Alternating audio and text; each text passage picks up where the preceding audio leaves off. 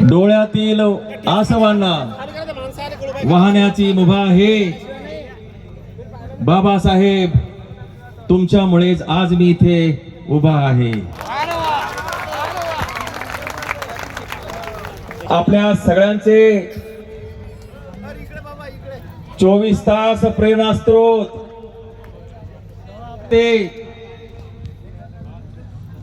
संविधान निर्माते परमपूज्य बाबासाहेब आंबेडकर यांना सर्वप्रथम विनम्र अभिवादन करतो। दिनाच्या निमित्तानं एक दिवसीय धम्म परिषद माननीय आदरणीय भंतेजी धम्मपाल आणि इतर भिक्खू मंडळीने आयोजित केली। त्या सगळ्या भिक्खू संघांना सुद्धा मी विनम्र अभिवादन करतो।